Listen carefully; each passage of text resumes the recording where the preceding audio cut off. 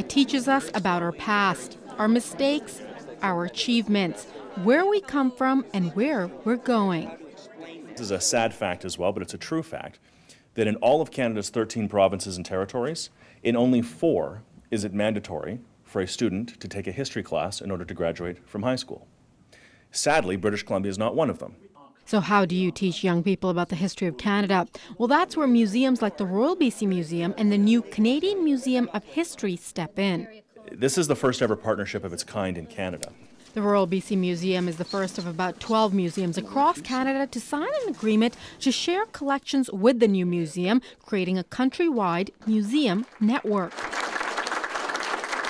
It gives us a leadership role, if you like, being able to collaborate with the Museum of Civilization, the soon-to-be Museum of History, on not only joint exhibitions, but also research, scholarship, staff development. The new Canadian Museum of History will replace the current Canadian Museum of Civilization in Ottawa, just in time for Canada's 150th anniversary in 2017.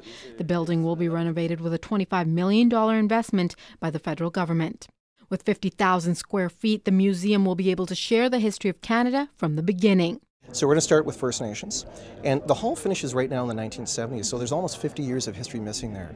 Well, the October crisis isn't there. The Quiet Revolution in Quebec isn't there. The Great Depression isn't there. Conscription crises aren't there. So we're going to bring artifacts that talk to all of those things. The new agreement will not only give the Royal BC Museum access to millions of artifacts and pieces from across Canada, but also raise its profile. The Douglas Treaties are just some of the items that will be shared. The museum has been trying to get these on a list for the UNESCO World Heritage Site. That is a process. Takes several years. It'll take until 2014. But we've gone through the first hurdle where we register the project. These Douglas Treaties are pre-Confederation treaties drawn up between First Nations and settlers on the colony of Vancouver Island in the 1850s. The First Nations signed with bark and plants.